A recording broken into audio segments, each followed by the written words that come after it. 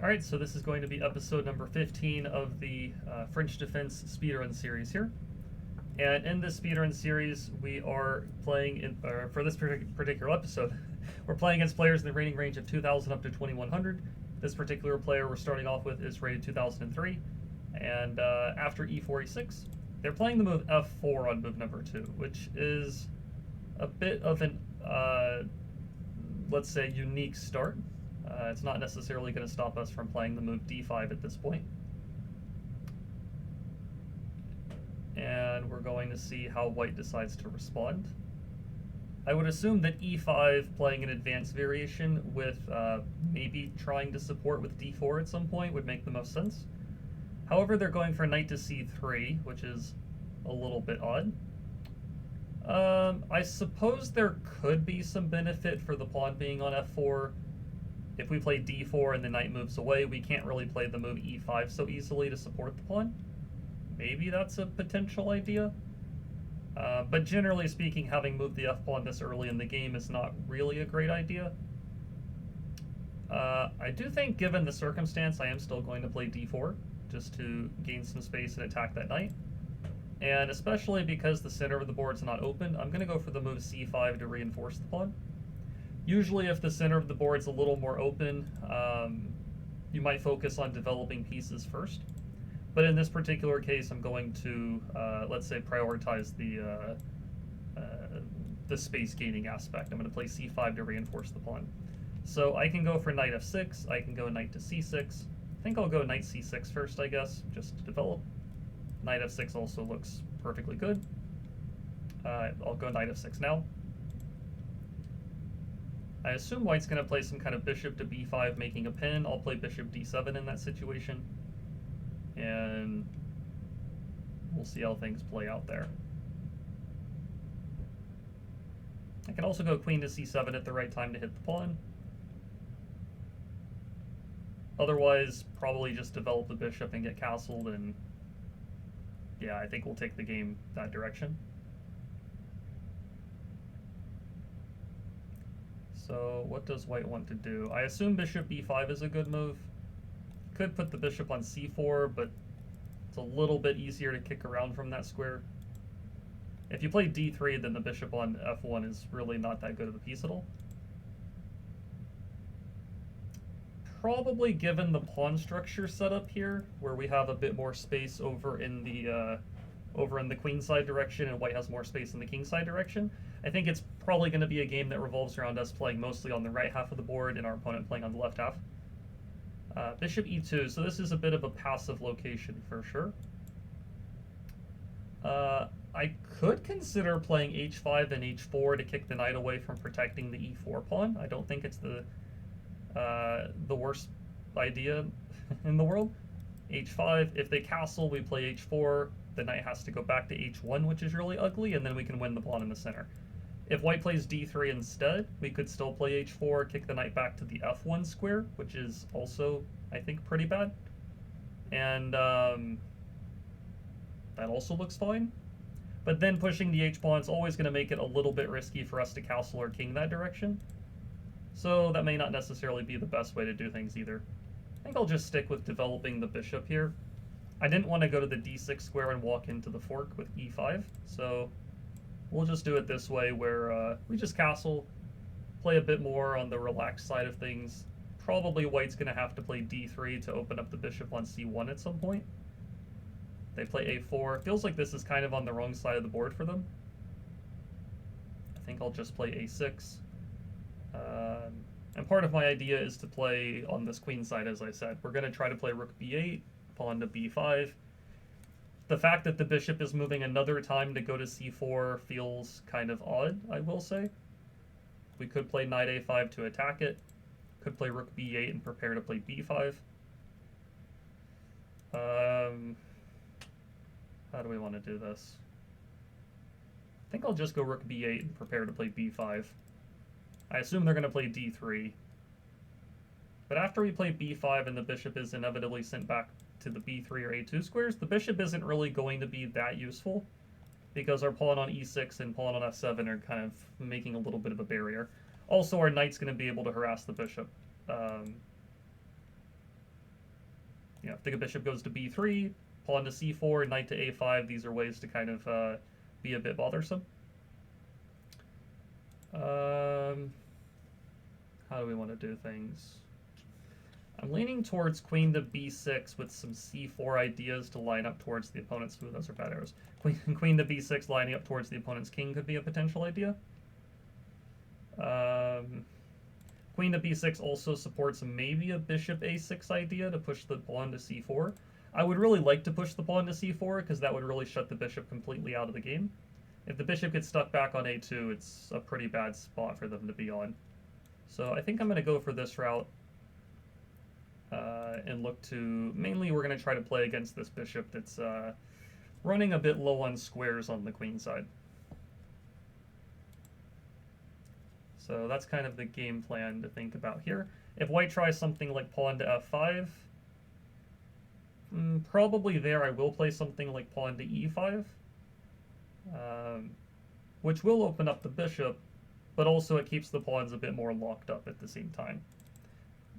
We could also consider at the right time playing knight g4 and hopping into the e3 square, which is definitely a bit of a weakness in white's position. I think for now I'm going to stick with my plan of playing bishop a6 and try to play c4.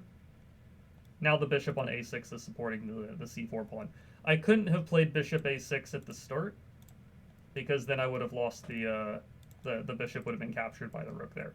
So I needed to use the queen to protect the bishop first, and then I can play bishop a6.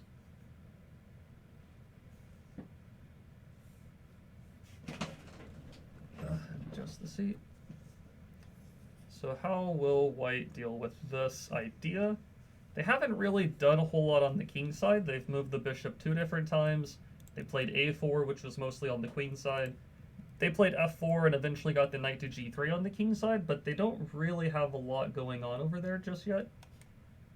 Even if they play f5 now, I don't need to play e5 anymore. I can still strike with c4. So c4 is on the agenda.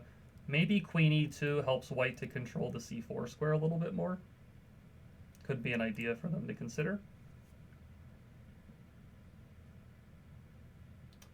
But yeah, for the most part, we're just looking to expand on the queen side, and I think we're doing a pretty good job of that compared to white's king side play, at least for the moment. Pawn to c4. Wasn't really expecting that. I don't think this is a great idea, first instinct. It's making a move on the side of the board where we are better, where we have more space. It's also shutting in the bishop on b3 pretty heavily. We could play pawn takes c4, opening up our queen and rook to attack the bishop. That would, I think, pretty much force white to take with their bishop. We trade pieces. We would get a very strong protected passed pawn in the center of the board, and the open b file aims at the b2 pawn, which is a bit of a weakness. The downside at the same time is white does trade off their pretty bad bishop on b3. But our bishop on a6 is not exactly the strongest piece in the world either, I will say. So I actually am going to consider making this capture. I like the idea of opening up the file towards the b2 pawn. I wonder if there's anything I can do first.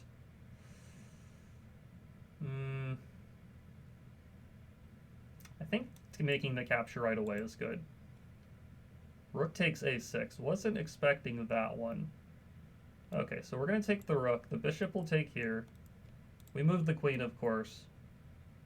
But now it feels like we're just up the exchange. Now the question is, where do we move the queen? We could move the queen down to a1, which is probably a bit annoying. The downside of that, as soon as white moves the queen, we have to be a bit careful about our own queen being attacked. Maybe on the first rank somehow. The positives of that, though, I will say, if we move the queen, they move theirs. We can play knight to a5, and this bishop on c4 kind of runs low on squares. And that looks pretty good.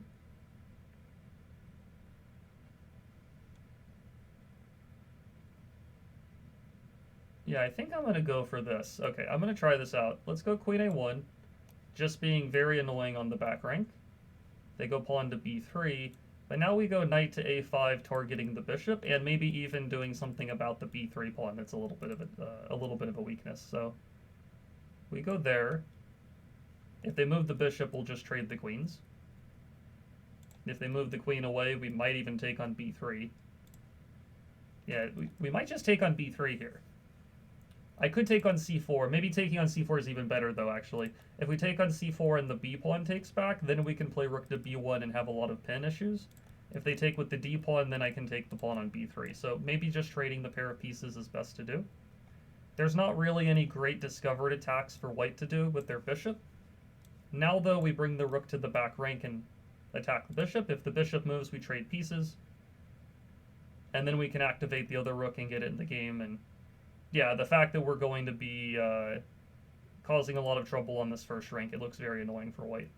I guess they could try queen to c2 with the idea of bringing the knight back to d2 to attack the rook, but even there, I think we'll be doing fine. Queen to c2 will probably just move the rook over to support the b file. That's my plan. I move the bishop, so moving the bishop allows us to just trade a pair of pieces. And keep in mind, we are ahead the exchange, so trading pieces is pretty good to do. Now I'll bring the rook to the open b file and maybe set up another pin on the first or second rank here. And I think white's in bad shape here. I don't really see a great way for them to deal with this pressure. The main downside of our position is our minor pieces are really not that good. But one idea is to play bishop d8 to a5. That would potentially go for an exchange of pieces. Let's go rook b2 just to make the pin. Two different pins on the first and second rank. Rook to b1 would have also been fine. White would probably have had to move the king over, and that looks fine too. I just like the fact that both pieces are pinned. Okay, they do attack our knight. We can go knight to h5, threatening knight g3 check since the knight's pinned. The drawback, though, is after white plays the move king h2, then our... Well, actually, even there we're threatening knight takes pawn. Actually, yeah, we're threatening both knight g3 check and knight takes pawn because of both of the pins that we're making. That actually looks very strong. I don't really see a good way for white to solve both problems. Knight g3 check is the bigger issue, but knight takes f4 is also tough to stop at the same time. King h2, we take the pawn based on the pin.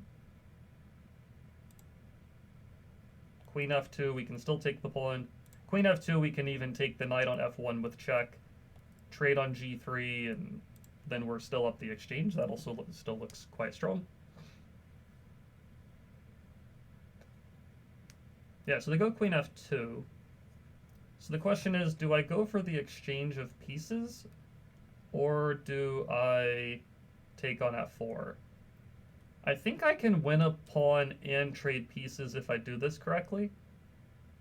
Let's see, hold on. Check there, take. I think now that I'm thinking about it, maybe I should just take the pawn. Yeah, I think I'm just going to take the pawn. And white is still completely pinned. Bishop's pinned, knight's pinned. Knight takes d3 is also a very big threat that's very tough for white to stop. They can move the knight off of f3 to give their own discovered attack, but I can still take the pawn on d3 or something like that. Like, yes, they are opening up the attack on the knight. But I have a couple of options. So I can take on d3, which looks good. I can take on d4, let them take on f4, and then even there, I might have some kind of counterplay. I think I'm going to take on d3 is what I'm leaning towards. Might as well attack the queen. The queen also needs to keep the knight on f1 defended. Here I will take the knight, they take mine. But now I can play rook takes d2, and the queen cannot protect both the bishop and the knight simultaneously. So we can do this. Check. Take this pawn. And yeah, white's just down way too much. There's not even any back rank threats because my bishop can always block. Here I can just play queen to, I don't know, c5 or something. Block with the bishop.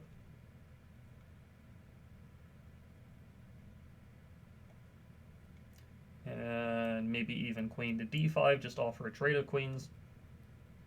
Now I can take the pawn since it's no longer protected. Bishop d6 threatens checkmate. King to g1 I think is pretty much forced. Here we have a nice little tactic to win the queen. We check. We check here. And then once the king moves away, we take the queen.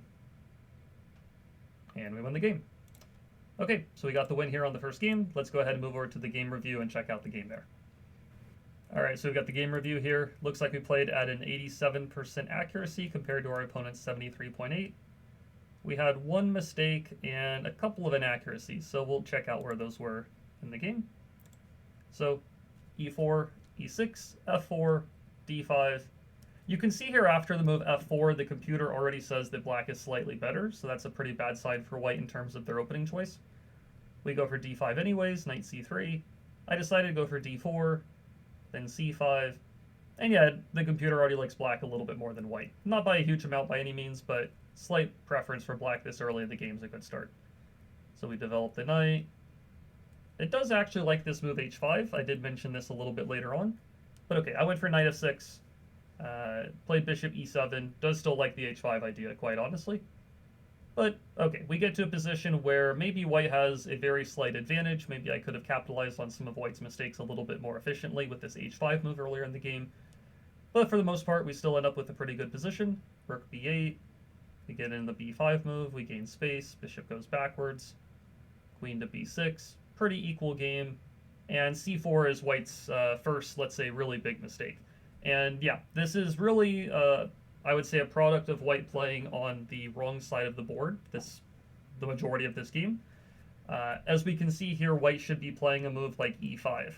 And then, you know, depending on what we play, I might have played knight to d5, I'm not 100% sure. Knight d5 apparently is not that great. White should trade, play f5, and you can definitely see how white's kingside play is becoming quite strong over here. So maybe instead of knight d5, we should play knight to d7. But then even here, white can still play queen e2, probably f5 in the near future. And it's very much a back and forth battle here. White has more space on the king side with their play. I'm playing on the queen side with my pawns. It says I should play c4, for example. And if everything gets traded here, white does come out of this ahead one pawn, but I have a lot of open lines on the queen side. And so it's still a back and forth position in a case like this. But c4 from white is a big mistake, mainly because white is playing on the wrong side of the board, and that's really helping out me more than them. So I took the pawn. They also decided to sacrifice the exchange, which I was fine with. I went for queen a8. Apparently queen a8's not the best move. Or queen a1, sorry. I thought queen a1 was kind of bothersome for white. Maybe it's not the best move, though. But then knight a5 was a good move. And then we took on c4, we pinned on the first rank, and I think for the rest of the game we maintained a pretty strong advantage. Made the exchange of pieces, brought the rook over to the b2 square, knight h5 created a lot of threats, we picked up the pawn, and pretty much after all of this we were just up a full piece and 2 pawns. The game is pretty much over here, and we won a couple moves later in the future. So that's going to do it for our first game. Let's go ahead and get into our second one. Alright, we got our second game here. We're playing against Kimberlicka, rated 2023. After e4, e6, knight f3, we're going for d5. They decide to go for the exchange variation. We develop our bishop to d6. Get the knight to e7. And here, because white has not developed the knight to c3 just yet, we have not been committed to the move pawn to c6. So rather than just going ahead and castling our own king side here, we're actually going to go for knight to c6. Put some pressure on the d4 pawn, maybe jump to the b4 square. For instance here, I think we might even be able to jump in, my arrows are bad, we might even be able to jump into the b4 square right away. Bishop to g4 is also definitely an idea, making the pin on the knight and threatening knight takes d4 once the, let me do that, once the knight on f3 spin. I guess given the circumstance, we'll probably just go ahead and play bishop g4. We're going to threaten to play knight takes d4. Our opponent does play c3 to defend against that threat. We're going to go for the queenside castling option, which begins with queen to d7. And then we're going to castle queenside, get the king over in that direction of the board. I think we can begin with f6, or we can go ahead and castle the king first. I think we'll go ahead and begin with pawn to f6 just to block the bishop out. The bishop will retreat to the h4 square most likely, and then we will castle the king. And yeah, we end up with our opposite side castling situation, and a big part of this is going to come down to who can attack the opponent's king quicker. We are going to try to facilitate this attack by improving our pieces in the kingside direction, doing this pawn storm, g5, h5, ideas like that. I think rather than playing g5 right away and allowing white to come back to g3 and trade off our bishop, I'm actually going to go with a slightly different idea. I'm going to go with the move knight to g6 here, attacking the bishop that's on h4. And now I'm going to play the move knight to f4, blocking off the attack between the two bishops, and also attacking this bishop on d3. So white moves the bishop away. But now I'm going to, let's see here. I could throw in a move like a6 just to see if white's going to make the trade of bishop for knight. Definitely a viable idea. It almost works to play some bishop h3 ideas. Pawn takes, queen takes h3, and then there's some attacking chances there. I think given the circumstance, let's see. We do have to be a little bit careful here. White does have ideas of taking the knight. We take back, and then maybe even some kind of knight to e5 jump could be possible. We have to be a little bit careful about something like that, I think. Because if we take the knight, then they would take the bishop on g4 with their queen, giving a check. So with that in mind, I may not necessarily rush to play a6, but if I don't play a6, then white is going to play queen a4, which is kind of annoying. So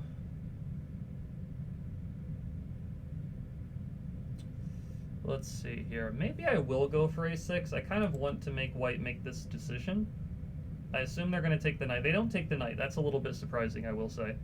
If they're not taking the knight, I do believe that we have a tactical opportunity. Now that the bishop has left the protection of the d3 square, it looks like we can move our knight into the d3 square, where we fork the rook and the b2 pawn. And if we get to take the pawn on b2, then we'll also be forking the queen as well as the bishop at the same time, which looks like a pretty good way of doing things. So I think we are going to put the knight into d3, attack the rook. And regardless of where the rook moves, we're going to take the pawn on b2, and I think white's going to be in a bit of a tough spot after that attack. We also have bishop takes on g3 to trade bishops if we want to. But okay, the rook goes to f1. Do we want to trade bishops first? I don't know if it makes a huge difference, to be quite honest with you. So if it doesn't necessarily make a huge difference, I think I'm just going to take on b2. I think I'm just going to go for this. And then here I will go ahead and capture the bishop on a4. White takes back. And yeah, we are simply ahead one pawn in this position, which is pretty nice. Now white does have some counterplay. They can try to use the b file with their rook, for instance. However, I think we have a pretty good way of shutting that idea down, or at least slowing it down significantly, which is maybe we can just bring our bishop back to the f5 square, and we can protect the square there on b1. If a rook cannot go to the b1 square, then I feel like it's quite a lot more difficult for white to attack here. They're going to try this move c4, understandably. I think the downside to this, though, is that after we, let's say, trade bishops, then we take the pawn on c4, and then the pawn on d4 is going to be a problem for white in that position there. So I guess we can just take, and then we can take on d4 next move.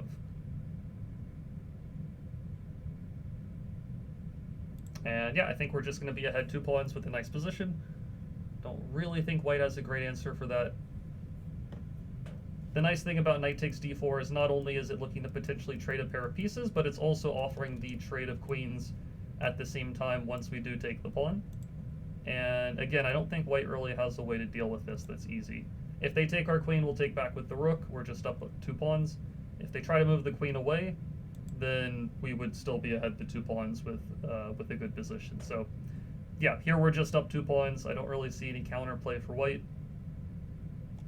They take on d4, we take back, we attack the knight that was on the c4 square. Here we can drop the bishop back to the e6 square, I think. We can also go to d3. I'm just going to go to e6. I like the idea of kind of controlling all of the squares the knight could potentially move to. And here I think we can just play a5, put the pawn on b6, build this little bit of a pawn chain. We also fix the pawn on the a4 square, which is on a light square. So maybe later on we can play bishop down to d7 to attack that pawn. I think before we do that, I'll probably just bring the other rook over to double up the rooks. And then we'll play b6. We can always guard the c pawn if necessary. Yeah, like here we'll play b6 to keep our pawn on a5 protected. And if they move further up the board, we'll just move our rook up the board and offer a trade of pieces. I don't know if it matters which rook we move there. Could also go bishop d7, which lines up towards the pawn on c4. That also looks pretty good. Maybe we'll just do that. Actually, let's just offer the trade of rooks first.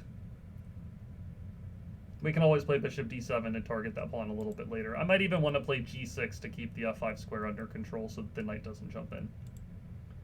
But yeah, we're up 2 pawns. The attack never really started for white. I will say at the same time, we didn't really focus much of an attack on our opponent's king at the same time, but we did this interesting knight to g6 to f4 maneuver, which I think was pretty good for us. I don't want to take with the pawn and kind of create a weak b6 pawn. I think I'll just take back with the rook here. But we can always put the rook back on the d4 square later to attack the a4 pawn. Rook to d4, bishop to d7, something like that. Let's just target the pawn once more. Pretty much white has to put the rook back on a1 to protect it. And then bishop d7, pick up the pawn. Yeah, lots of ways to win. Okay, pawn to f4 doesn't really do much. I think we can just go ahead and I think we can just take the pawn. Don't see why not. Let's move the bishop back here to keep the knight off of the d5 square. If we went back the other direction, then knight to d5 could have been kind of annoying. But if we keep this knight limited, the knight cannot move forward easily, then we're going to be in good shape. Let's move over here to poke the knight. If the knight moves, we'll take the g4 pawn. Otherwise, we'll just start pushing the pawns at this point. We push the pawn. He'll move the king up to hit the rook, of course. He'll try something like that. We can just move the rook back 1 square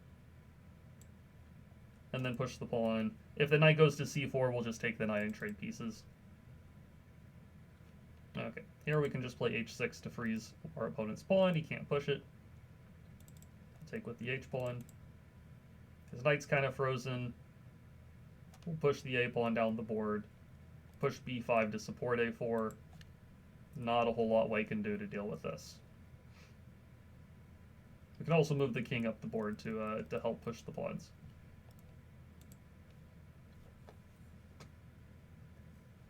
So yeah, looking pretty straightforward here. We can even swing the rook over to the a5 square to get behind the pawn. Help to push it up the board. Looks pretty good for us.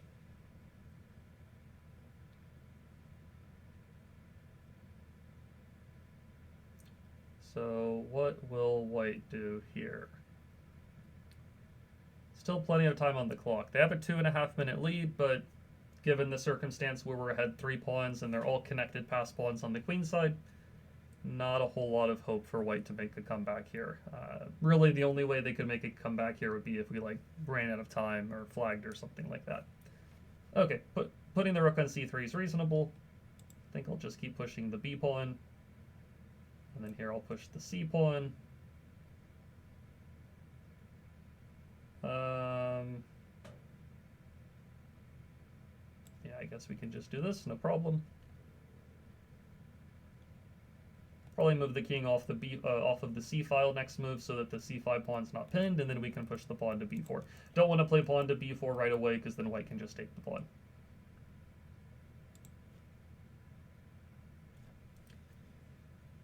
Could have played king to b7 first if we wanted to, but I don't think it's a big deal. Okay, we just get off the c file. Of course, he's going to try to make some kind of fork on the first rank, or on the 7th rank, sorry. I think we can just retreat the rook, probably. We can also just go bishop to d5 here. Walk off the file. We're also threatening rook e4 check, and then the king would have to go to f3, and then we'd have lots of different discovered checks available at that point. Okay, goes to e3. I think we'll just make the trade. Put the bishop on b3 to once again restrict the knight. Usually it's pretty good if you could put the knight kind of, let's say, 2 squares in between or 3 squares away from the bishop, putting it 3 squares away from the knight. It does limit the knight pretty well. Conversely, the knight limits the bishop at the same time, but in the case where we're having the advantage, it's more of us limiting them than the other way around. And here we can just push the pawn. There's nothing they can do. We can just take this, push the a pawn. We can even just keep going. We just make the queen here. Make the queen. Come here to hit the knight and all the pawns. And white ends up resigning. Okay, so we got the win here. I think this was pretty straightforward. I think white made a mistake of allowing our knight to jump into the d3 square, but we'll go to the game review and check it out here. Alright, so at the game review board, it looks like we played at a 96.2% accuracy. We had one mistake in here. Our opponent played at an 86.7% accuracy, so let's analyze the game and check it out. So opening-wise was pretty straightforward. I think this was, for the most part, a pretty mainline version of the exchange variation. I decided to go for this bishop g4, queen d7 setup. Decided to throw in the move f6, castle queenside, and the computer already says that white is a little bit worse off after knight to d2. Apparently the move knight f5 is even better than knight g6. Knight f5 is actually the strongest move because it does attack the bishop. And I guess if the bishop goes back to g3, we take on g3, and once the exchange has occurred, then it becomes easier to facilitate the kingside pawn storm at this point, because we have a bit more of a hook with this pawn being on g3. That makes a lot of sense. I went for knight to g6 instead. And then after bishop g3, I did play knight f4. And apparently it's best for white to go ahead and exchange the pieces on f4, which is... I thought that would still be a pretty good position for me. I'm pretty happy to have the pair of bishops at this point. And if white's not careful, like, I don't know, let's say they start playing b4, we could even consider taking the knight, taking the other knight, and then messing up white's kingside pawn structure, which looks pretty good in my eyes. Apparently, though, after knight f4, if they do trade and then play something like queen to c2, for example, apparently white is a little bit better off here. I don't know. I don't think I would be terribly unhappy in black shoes, quite honestly, but maybe the computer likes white a little bit more. Anyways, though, white moved the bishop away. I attacked it, and bishop a4 ends up being the very big blunder here. This does allow this knight to d3 move, which is very strong. We won the b2 pawn, we traded pieces, dropped the bishop back, and for the most part, we were pretty smooth cruising through here. We picked up a second pawn. In the endgame with 2 extra pawns, it's a big advantage.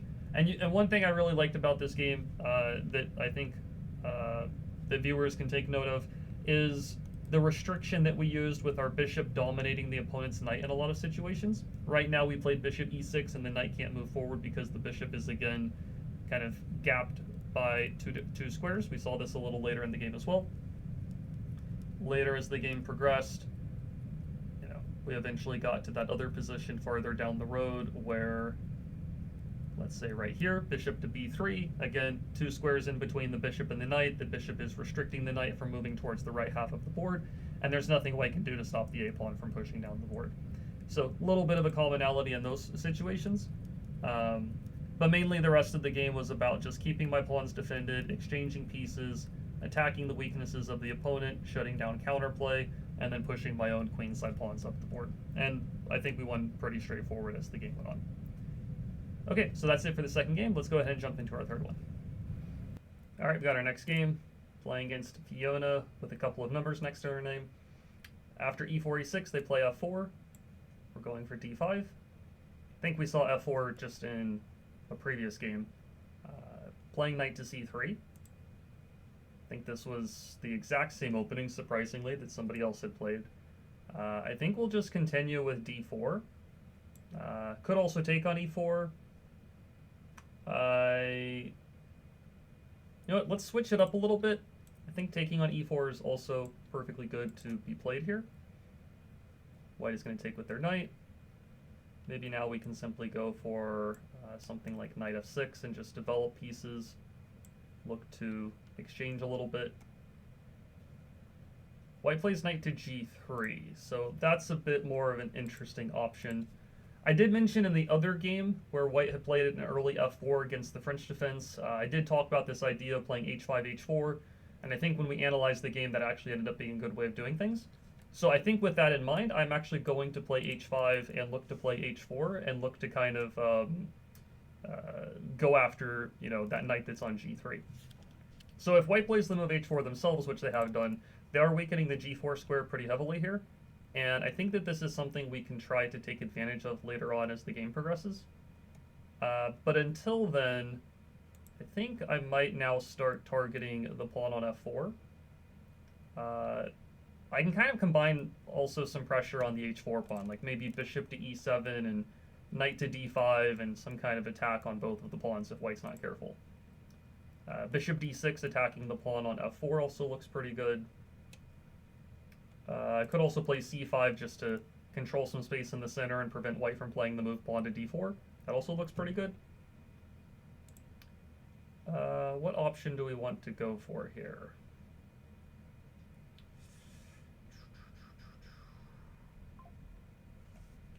So bishop c5 is also maybe an idea, with the idea of, you know, taking the knight and trying to play knight to g4. Lots of moves look pretty good here. Bishop c5, the issue with that I think is knight f3, and then if we go knight g4, they push the pawn to d4. If White can get the pawn on d4, I feel like that shuts down the bishop on c5 pretty well. And if we put the bishop on c5, I guess we could play knight c6, but they can still play c3 followed by d4, and they're inevitably going to get that d4 push in, which is a little bit annoying. So maybe I will start with c5, just to make it harder for White to play that move, d4. Now we can go, let's say, maybe bishop to d6. Could also start with knight to c6 as well. Maybe I'll do that just to, again, clamp down on the d4 square. Probably White will make the pin with the bishop. That's not surprising whatsoever.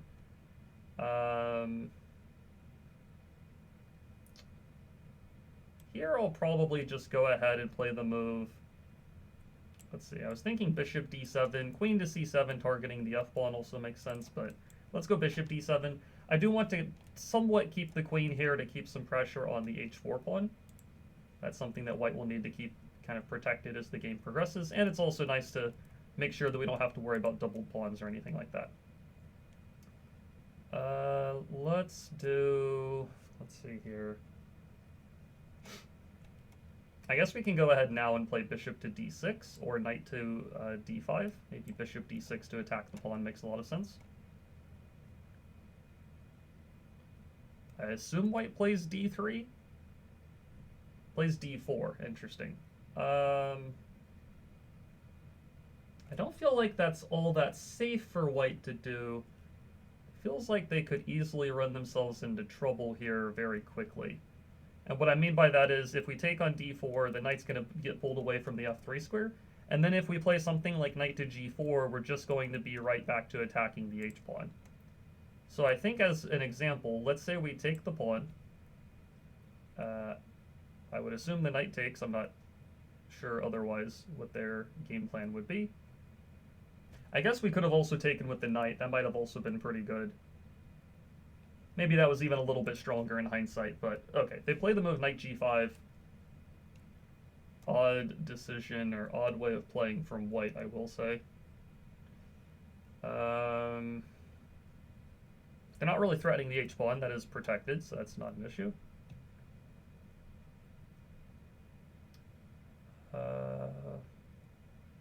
Do need to get the king castled.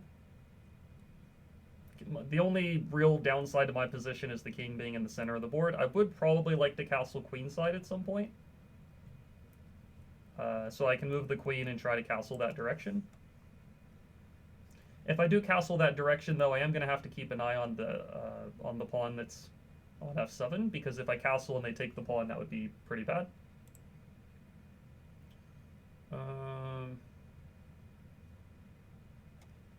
So maybe I'll just start with queen to b6, I suppose.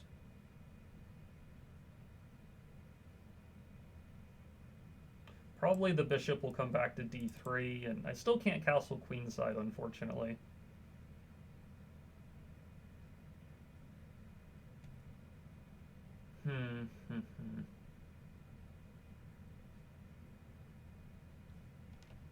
Maybe queen e7 is another idea here, just to... Yeah, let's go queen e7. I'm going to keep this pawn protected, try to castle as quickly as I can. This pawn on d4 can never really be captured because I can make a pin. The only thing white can really do here to give a little bit of trouble is to play rook e1 with the hope of playing knight f5 using the pin on the e-file, but I can always play g6 to control that square.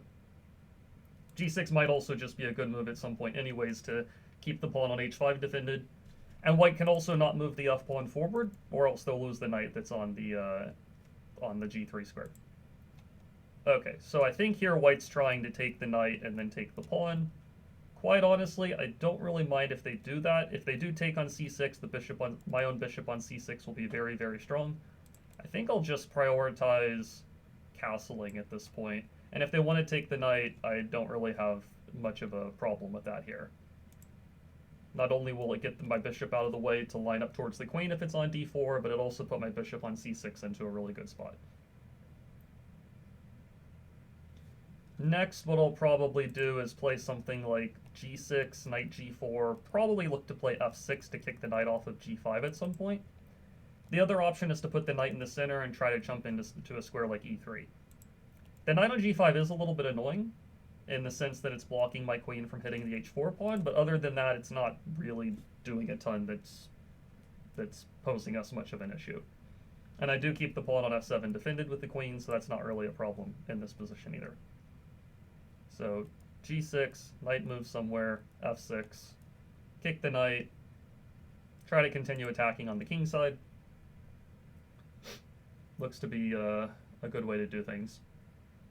And it looks like white has disconnected. Not sure if they'll come back or not.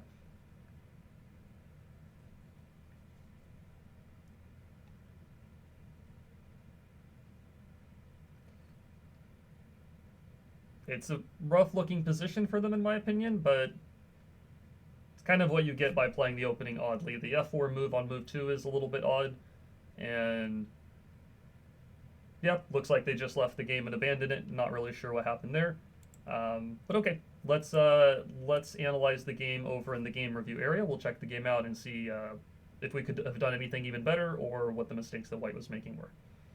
All right, so it looks like we played at a 91.3% accuracy. We had 2 inaccuracies in the game at some point. We'll go and take a look at what those were.